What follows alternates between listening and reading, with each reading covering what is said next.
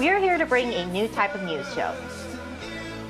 New insights, new styles, and new topics every day. We are News Generation. Bring news just for you. It's Monday, September 2nd here in Seoul. I'm Song Yejin, and you're watching News Generation. Today, we're joined by Cheska Dainhong. Happy September, everyone! And happy Monday! Yay! It's September! Yeah. And Yoon Sang-young. Happy Monday. Happy Monday. Now, both are here to speak on behalf of those in their 20s and 30s. Now, as usual, we're going to start with our news feed, which covers different hashtags and news items that have been trending online. We begin in Korea, where concerns are mounting over a series of sinkholes. On Saturday, a 1.5-meter deep sinkhole was discovered in a 3-lane road between Jongno-oga subway station and Jongno-samga station. A few hours before that, another sinkhole was found in a road heading from Onju station to Hakdong station. Now, these incidents follow last Thursday's accident when 2 people were injured after a 2.5-meter deep sinkhole suddenly opened in Seoul's Seodaemungu district following their SUV. Authorities are investigating the causes of these incidents. Moving on, in other news, it seems like we're finally nearing the end of this year's unbearable summer heat. Heat wave warnings across Seoul were lifted on Saturday afternoon, ending a 38-day streak. The cities of Daejeon and Sejong also saw their heat wave warnings lifted on the same day, bringing a 42-day streak to an end. A heat wave warning is issued by the Korea Meteorological Administration when daytime high temperatures are forecast to reach 33 degrees Celsius or higher for at least 2 consecutive days. We end off on the cultural front. Tickets for British rock band Oasis's comeback tour next year have completely sold out, leaving thousands of fans empty-handed and frustrated. When tickets went on sale on Saturday morning local time, some fans were kicked off the booking websites, receiving error messages, while others had to wait in long queues, with some exceeding 500,000 people. By 7 p.m., the band confirmed through X that all tickets were sold out. After a 3-hour pre-sale period for a limited number of fans the day before, tickets started being listed on resale websites for more than £6,000, which is around $7,800. Now, this is around 40 times more expensive than the face value of one standing ticket. So I want to ask our panelists, what do you think has sparked such an intense demand? Yeah, because it's Oasis. Right. What more could I say? What more can I say? So let me just recap the history of this legendary British band group. The band was formed in 1991 and disbanded in 2009. There were several changes in the members, but I think we can all agree that the core members of this band group is the Gallagher brothers, Liam and Noel. Their major songs include Don't Look Back, In Anger, Wonder War, and Supersonic, and the list can go on and on. Many pop music critics say that Oasis is the legend of the British pop history and the successor of the Beatles. So since their disbandment in 2009, there were always rumors every year that the band group will reunion, and it was confirmed on last August 27th that the legendary band group will return to their fans in 2025. So for now, the concerts are planned only in the UK and Ireland, but there are plans for a global tour of concerts at the second half of 2025. So Oasis is coming back after 15 years of their disbandment, and I think it's plausible why the ticket price has soared drastically. The fans have just been waiting too long. They were desperate. Right, because they've been waiting for well over a decade, so no wonder they're excited. And also, Oasis is not the only band that has announced its reunion. Back here in Korea, the K-pop scene, K-pop girl group 21 also announced that they'll be holding their 15th anniversary concert next month, which also saw tickets being sold out. So, Cheska, I want to ask you, are there any other groups or artists that you'd like to see reunite in the near future? I'm always surprised by the remarkable ticketing frenzy when it comes to these popular groups. So even though I would love to see, I don't know if some of the viewers know, there are some bands like Red Hot Chili Peppers and The Killers. I am not sure if I can survive the ticketing. They're so intense, right? So intense. I mean, we just saw the Oasis ticketing frenzy. And you should get the help of your friends and families all together. I don't know if they will be able to survive it. We're not that strong. But speaking of old K-pop reuniting, there have been some movements from what we call the second and third generation K-pop, such as I think Kara, there's another girl band called Sister, they're doing a duet, and some boy bands that are coming back. So I think this should be very exciting for K-pop fans, and I hope they get the ticketing done. Right, I hope more bands reunite and hope we have more tickets when they reunite in reality. And that was our news feed for this Monday. So we're now going to move on to our main discussion of the day by taking a look at the screen.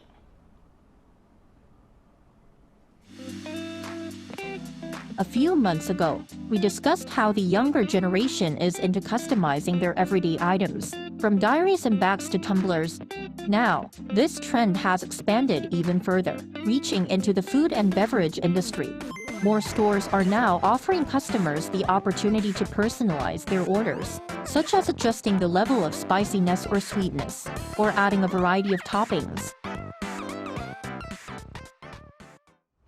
Right, so this food customization trend has really taken off here in Korea, especially with the help of a popular local yogurt ice cream brand, which we're also going to talk about today. And I don't know if it's just me, but I feel like I see someone posting a photo of this ice cream almost every day on my social media feed. So I want to also ask our panelists, have you tried this popular dessert? I actually did, because for our show, I did a little bit of research. Me too. I tried it last Friday. So if you know Yujin, then you would agree with me. When I scrolled down the order menu, there were over like 50. Right, dozens of toppings. 50 different toppings that you can choose from, and based on the combination that you want, you can create many different recipes. Right. There were fruits, variations like grapefruits, Granola, granola, chocolate, and cookie crumbles.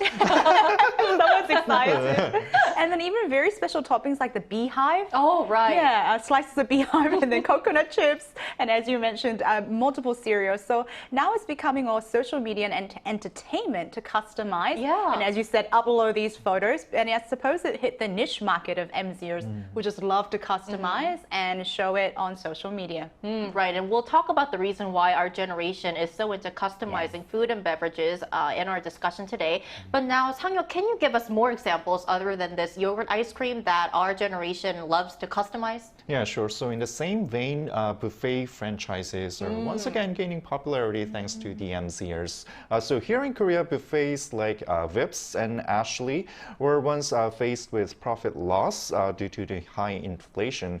But recently, there was a video that went viral in social media, and it shows the mixture of ingredients that you can have in the buffets and create your own tacos with new fillings, and also hamburgers, bibimbap.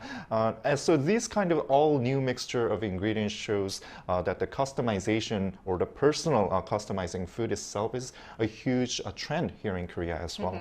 So in fact, this customized food have been a long buzzword in the food marketing industry for a long time. So we've seen like customized smoothies, sandwiches, also maratang, which is the spicy soup, gaining traction from the young generation. Right, so now let's talk about why these customizable food and drinks are gaining traction among the younger generation. Now, we've talked about this previously on our episode regarding customizing your personal items like diaries and phone cases, but let's talk about the reasons once again. Why do you think the younger generation are major consumers of these brands? You know, it's very interesting, and definitely going back to our episode on the key rings, I think one of the possible ways that we can infer is that one of the key traits of our generation is in personalization, customization, and also differentiation in a way. Right. So the fact that we can create our own combination of food and recipes, I think, one, intrigued a lot of people, and also social media. All right, Instagrammable stuff. Instagrammable, and of course YouTube, because when I try to research, because I was really trying to grasp why it was gaining such popularity, there were many mukbang YouTubers who were sharing what each topping tasted like, but also it almost became a challenge because it is very pricey, as we know, to add these toppings. So the title of the YouTube videos was like, oh, I added 20,000 won toppings.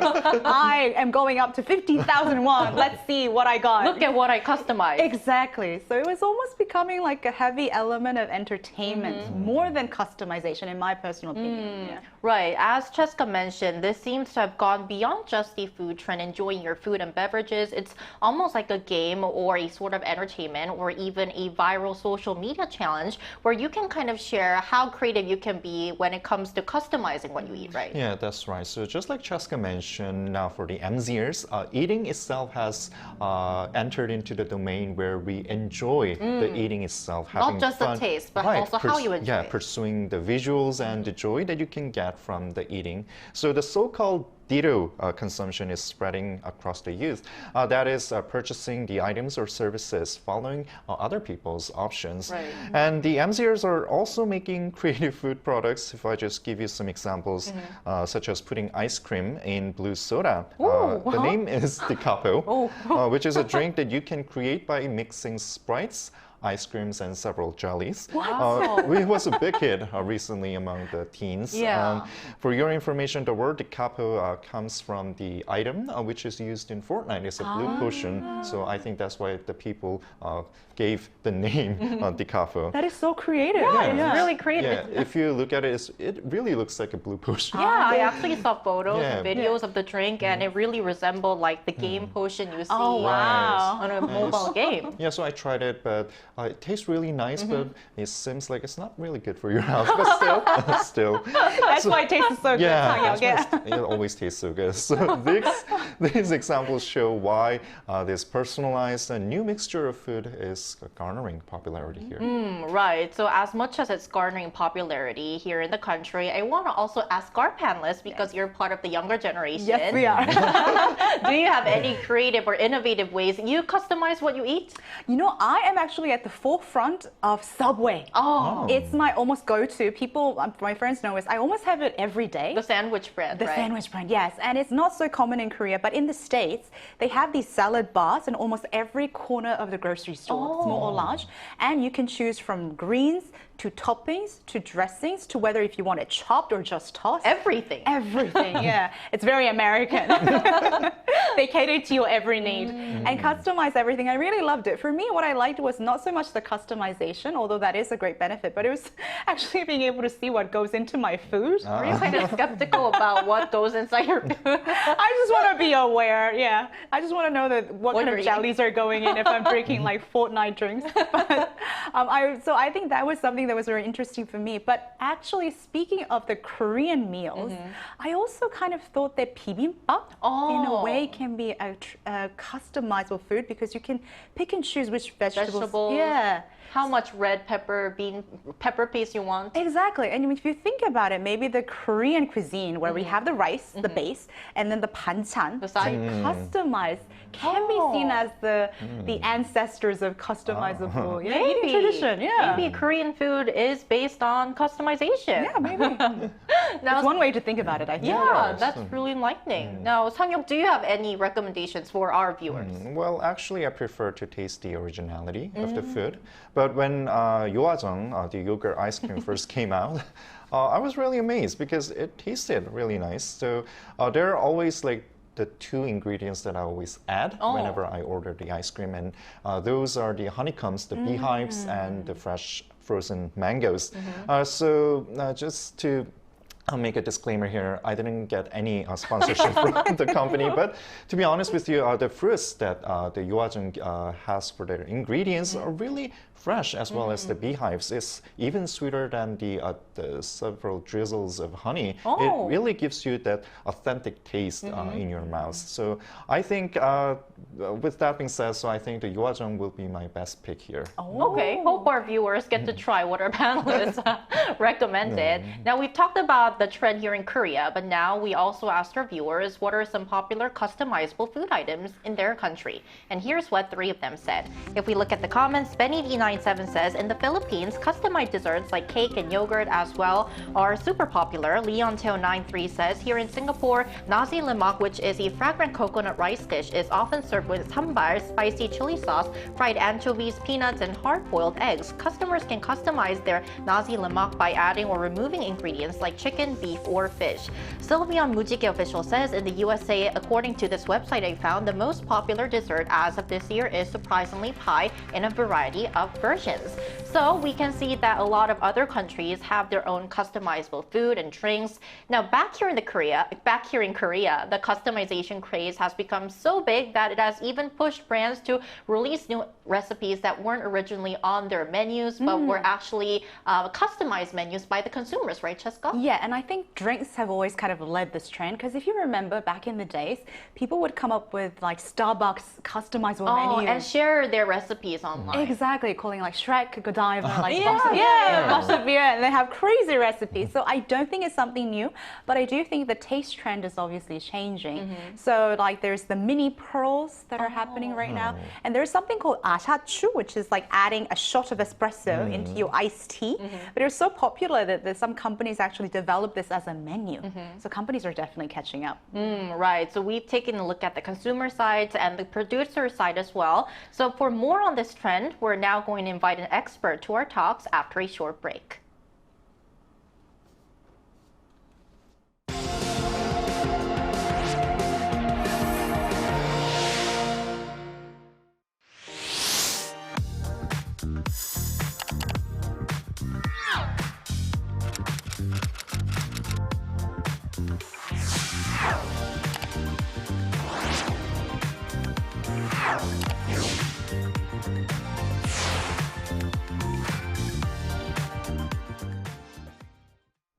Right, so today we're joined by Lee Seo-hyun, Associate Professor at KDI School of Public Policy Management in Seoul. Welcome, Professor Lee, to the show.